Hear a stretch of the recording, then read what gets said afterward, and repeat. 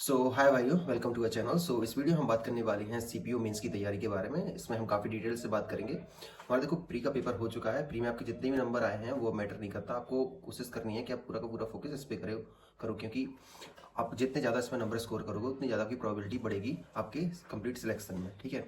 सो देखो, सीपीयू जो मेंस का पेपर है इसमें कंप्लीटली इंग्लिश आती है। आपके जो 3 सब्जेक्ट्स हैं वो नहीं आएंगे, आपको सिर्फ ये करनी है। ठीक है। तो इसमें मेनली 3 पार्ट में डिवाइड कर सकते हैं इसको। देखो, पहला वोकेब है, दूसरा हुआ ग्रामर और तीसरा होगा कॉम्प्रीहेंशन। सो 50 से 60% आपका सिलेक्शन होने के चांसेस आपके कॉम्प्रीहेंशन पर डिपेंड करता है।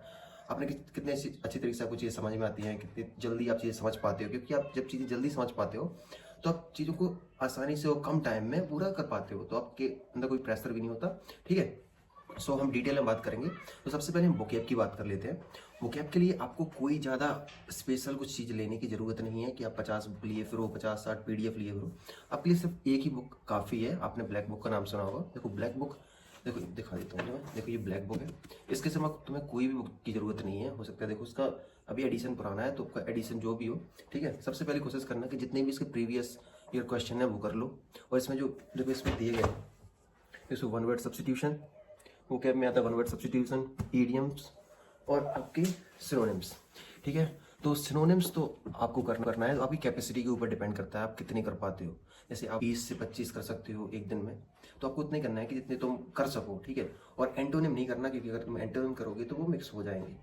ठीक है। और एंटोनिम तुम्हें करना ही है, तो जो उसमें मिक्स करके दिया गया एंटोनिम एंड सिनोनिम, तो आप सिनोनिम और एंटोनिम करके तो उसको देख सकते हो। आप अलग से एंटोनिम करने की कोशिश मत करना। देखो, बात करते हैं स्पेलिंग्स की। ब्लैक बुक में ही देखोगे कि तुम्हें स्पेलिंग्स मिल जाएंगे। देखो, जैसे ये स्पेलिंग्स हैं, तो कोशिश करना जो ये बोल्ड अक्षरों में लिखा है, जितने भी बोल्ड अक्षरों में लिखा है, तो इनको याद कर लेना, क्योंकि इसमें बहुत सारे स्पेलिंग्स एरर्स हैं। तो ज़्यादातर कोशिश करना कि जो ज़्यादा आई हैं, ज़्यादा इंपॉर्टेंट है, उसको आप याद कर लो, क्योंकि उसके ज़्यादा चांसेस बन जाते हैं उन पेपरों में आने में। ठीक है। उसके बाद है हमारा वन वर्ड सब्स्टिट्यूशन। तो इसमें जो वन वर्ड सब्स्टिट्यूशन होते हैं आपको यही पढ़ लेने हैं, कहीं और से चीज़ें नहीं ढूंढनी है अलग से। देखो, जितना है इसमें बहुत है, मतलब मोर देन इनफ है। जितना तुम्हें चाहिए उतना हो जाएगा सिलेक्शन। 200 में 300 नंबर नहीं लाने हैं। ठीक है। जितना इसमें है उतने में सिलेक्शन हो जाएगा। और अगर थोड़ा ये कम पड़ रहा है तो एक एक पीडीएफ में अपने टेलीग्राम चैनल पर डाल दूंगा, क्या तो उसमें वन वर्ड और फ्रेजल वर्ब ये सब कुछ दिए गए हैं। उसमें तुम्हारी वोकैब हो जाएगी। ठीक है ना। ये न्यूज़पेपर वाले जो वर्ड्स हैं 1000 वर्ड्स इसी बुक में दिए गए हैं। इसका पीडीएफ मैं कोशिश करूंगा कि डाल दूंगा। पहला पार्ट हो गया समाप्त। अब उसके बाद ज़रूरत है हमें ग्रामर की। तो ग्रामर कैसे कंप्लीट करनी है? देखो, ग्रामर कंप्लीट करने के 2 से 3 सोर्स में बता देता हूँ। देखो, सबसे पहले प्रिंट टू पैरामाउंट एक बुक है, पैरामाउंट बुक है नीतू मैम की। तो उसको आप डाउनलोड कर सकते हो। अगर नहीं है तो मैं प्रोवाइड करवा दूंगा, तो आप उससे उसका पीडीएफ डाउनलोड कर सकते हो। ठीक है। तो उसको हर एक चैप्टर को आपको पढ़ना है। उस चैप्टर को पढ़ने के बाद उसके पीछे क्वेश्चंस दिए गए हैं, तो उसके पीछे जो क्वेश्चन है वो सॉल्व करना है, क्योंकि वो क्वेश्चन तुमसे बन जाएंगे तो इसका मतलब जो तुमने पढ़ा है वो तुम्हें समझ में आ रहा है। ठीक है। मैं क्या करता था कि ऐसे पढ़ के मैं सॉल्व कर लेता था। अब क्या है, मुझे सब याद हो गया, तो मुझे पहले से ही पता रहता है कि इसका आंसर क्या है। ठीक है। उसके बाद दूसरा सोर्स है आप 60 रूल्स ऑफ रानी मैम। ठीक है। तो आप 60 रूल्स ऑफ रानी मैम की ग्रामर वहाँ से कंप्लीट कर सकते हो, क्योंकि आप वहाँ से पढ़ोगे और आपको जो भी समझ में नहीं आ रहा उसमें से, तो कोशिश करना कि 1 लाइन में एक नोट बनाओ, क्योंकि अगर मैम ने पूरा पीडीएफ बनाया है तुम भी पूरा छाप दोगे तो कोई मतलब नहीं है। तो उसके बाद अगर तुम्हें ऐसे नहीं पढ़ना तो एक और अच्छा बता देता हूँ। देखो, रानी मैम ने ही 1000 एरर का एक सीरीज चलाया है। सीरीज है उनका 10 से 11 घंटे का एक वीडियो है। तो उसको आप 2x में देखोगे तो उन्होंने ऐसे ही करवाया है कि तुम्हारी पूरी ग्रामर कंप्लीट हो जाएगी। तो जैसे उन्होंने कोई सेंटेंस करवाया तो उस सेंटेंस को वो एरर उसमें कुछ गड़बड़ होगा, तो उन्होंने पूरा समझाया इसमें कौन सा लॉजिक लगाए, कौन सा ग्रामर रूल लगाए, कौन सा रूल फॉलो होना है। तो अगर उस तरीके से करोगे और लिखते जाओगे तुम्हें कि इसके डू के बाद हमेशा फर्स्ट फॉर्म आती है। ठीक है। मॉडल वर्ब के बाद हमेशा बेस फॉर्म आती है। ये सब करके तो ऐसे कंप्लीट तरीके से पूरी हो जाएगी। ठीक है। तो ये ग्रामर के सोर्स हैं और इससे ज़्यादा तुम्हें कोई ज़रूरत है नहीं।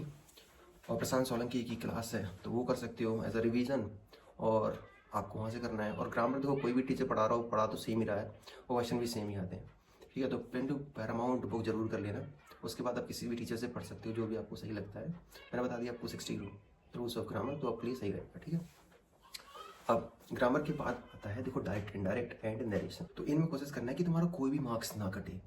ठीक है। तो अगर नरेशन की बात करूँ तो नरेशन तुम तरुण ग्रोवर से पढ़ सकते हो। उन्हें बहुत अच्छी तरीके से करवाएंगे, 4 वीडियोस होंगे तो तुम्हें कम टाइम में बहुत अच्छी तरीके से समझा देंगे। काफ़ी अच्छी तरीके से समझाते हैं, फालतू की बातें नहीं करेंगे वो। थोड़ा सा उनकी प्लेलिस्ट है तो उसको देखोगे आप, तो उसमें काफ़ी अच्छी तरीके से उन्होंने ग्रामर करवा रखी है। ग्रामर में ज़्यादा कोई टॉपिक इतने कठिन नहीं होते हैं, सरल ही होते हैं। आपको कोशिश करना है कि जो जैसे सब्जेक्ट वर्ब एग्रीमेंट्स आर्टिकल अच्छे से करना है, कंजंक्शन अच्छे से याद करने हैं, और प्रपोजिशंस जरूरी हो जाते हैं। ठीक है। और ग्रामर में ऐसा कुछ है नहीं, जैसे थोड़ा सा आपको कन्फ्यूजिंग पार्ट ये लग सकता है कि जो प्रेजेंट पार्टिसिपल है, जीरेंट है, इन्फिनेटिव है, वेर इन्फिनेटिव है, कॉजिटिव वर्ब्स हैं, तो उसमें ज़्यादा कुछ है नहीं ग्रामर में। ये करना आपको ही है, उसके बिना सिलेक्शन कैसे ही होगा। ठीक है, तो ये ग्रामर में इतना कम था और इससे ज़्यादा करने की कोई ज़रूरत नहीं है, बस प्रैक्टिस ही करना है, प्रैक्टिस से ही आएंगे। तुम सोचो कि ग्रामर पढ़ लोगे तो उससे नहीं आएगा, जब तक तुम प्रैक्टिस नहीं करोगे उसके बिना नहीं आएंगे। देखो यार, मैं क्या करता था कि जैसे ग्रामर के जैसे 1000 रूल्स है, तो 1000 रूल्स में 50 क्वेश्चन कर लेता था। ठीक है, 50 में से ऐसा तो है नहीं तो पूरे 50 आ जाएंगे, तो जो नहीं आएगा तो उसको लिख लेता था। बाद एक पिनिकल की बुक आती है, error detection, fill in the blanks, sentence improvement, और मतलब उसमें सब कुछ दिया गया है। तो उसको तुम अगर 25-25 क्वेश्चन रोज करोगे या 50-50 क्वेश्चन रोज करोगे तो तुम्हारे मतलब कंप्लीट हो, कुछ बचता ही नहीं है उसके बाद, तो क्या पढ़ोगे, मतलब कुछ बचा ही नहीं है। ठीक है, तो ऐसे में तुम्हारी पूरी ग्रामर कंप्लीट हो जाएगी। मैंने देखो 1000 इस सीरीज करवाई है, तो उसमें 1000 एरर्स हैं, 1000 सेंटेंस इंप्रूवमेंट हैं, फिल इन द ब्लैंक्स हैं, ये सब चीज़ें हैं, तो वहाँ से आप कंप्लीट कर सकते हो। अगर तुम 50-50 क्वेश्चन भी रोज करोगे तो 20 दिन में कंप्लीट हो जाएगा। ठीक है, और उसके बाद पिनिकल की बुक है, और कुछ तुम्हें कोई ज़्यादा पढ़ने की जरूरत है नहीं, इतने में पेपर हो जाएगा। ठीक है, अब उसके बाद आते हैं सबसे इंपॉर्टेंट पार्ट, जो कि है comprehension, which is the most important part, because this is going to decide whether you are going to select or not. ठीक है, आपका सिलेक्शन पर डिपेंड करता है कि आपका कॉम्प्रीहेंशन स्किल कैसा है। इसमें 3 चीज़ें आती हैं, जंबल फ्रेजेस हो गया, आपका क्लोज टेस्ट हो गया, और आपका PQRS हो गया। कि आपको कोशिश करनी है कि आप ज़्यादा से ज़्यादा इसकी प्रैक्टिस करें। कुछ चीज़ें आपको याद करने से आती हैं, कुछ चीज़ें आपको प्रैक्टिस करने से आती हैं। तो ये जो चीज़ स्किल है, कॉम्प्रीहेंशन स्किल है, आप जितनी इसकी प्रैक्टिस करोगे उतनी आपकी अंडरस्टैंडिंग बढ़ेगी। क्वेश्चंस को एक बार पढ़ने से आपको ऐसा अंदाजा हो जाएगा कि इसको सॉल्व कैसे करना है, उसकी रेडियस क्या है, तो आपको जो क्वेश्चंस हैं वो करने में थोड़ी सी आसानी होगी। और क्लोज टेस्ट है, क्लोज टेस्ट में आपको वैसे ही एक बार पूरा पढ़ लेना है, तो आप उसमें आपको थीम अंडरस्टैंडिंग आ जाएगी, मैसेज क्या कहना चाह रहा है, उसकी टोन क्या है, तो आपको थोड़ा करने में उसको ईजी हो जाएगा। एंड देन PQRS, तो ये तीनों चीज़ें डिपेंड करती है कॉम्प्रीहेंशन पे। इसके लिए प्रैक्टिस है। प्रैक्टिस के लिए मैंने यूज़ किया था, जो पिनिकल की बुक है, पिनिकल की बुक है, उसमें क्वेश्चंस दिए प्रीवियस ईयर क्वेश्चंस, तो मेरा पूरा फोकस था प्रीवियस ईयर क्वेश्चंस पे, क्योंकि जो भी क्वेश्चंस आएंगे वो प्रीवियस ईयर क्वेश्चन से रिलेटेड ही होंगे। ठीक है, तो वो सॉल्व करने से थोड़ा सा आपका कॉन्फिडेंस बढ़ता है, तो कॉन्फिडेंस जब आपको बढ़ता है तो आप क्वेश्चंस को जल्दी सॉल्व कर। अखबार से ही आपका कॉम्प्रीहेंशन बूस्ट होगा, इसके सिवा कोई और रास्ता नहीं है। सो अखबार में आपको क्या करना है, 2 एडिटोरियल होते हैं उसमें बड़े, तो एक कोशिश करना है कि एक को बोल के पढ़ो और दूसरे वाले एडिटोरियल को आप मन में पढ़ो, उससे आपको काफ़ी हेल्प होगी। आप ऐसा नहीं करना कि तुम कोशिश करो कि सबसे पहले जो एडिटोरियल है उसको पढ़ो, फिर उसमें से एक वर्ड मीनिंग लिखो, फिर उसको तुम अपनी नोटबुक में लिखो, फिर उसको ढूंढो। इतनी ज़्यादा मेहनत नहीं करनी है, सब कुछ पहले से अवेलेबल है ब्लैक बुक में। ठीक है, और ऐसा भी नहीं करना कि आप यूट्यूब पे जाओ तो कोई एक पढ़ा रहा है कि न्यूज़पेपर कैसे पढ़ें, वो समझा रहा है, तो समझने से क्या फ़ायदा, उसने समझा, तुम्हें समझा दिया, तो तुम्हें थोड़ा ना समझ में आया, तुम खुद समझोगे तब तुम्हें समझ में आएगा। ठीक है, वो इंपॉर्टेंट है, क्योंकि जब पेपर में जाओगे तो तुम्हें कोई समझाने वाला नहीं है, तुम्हें ही करना है पूरा पेपर।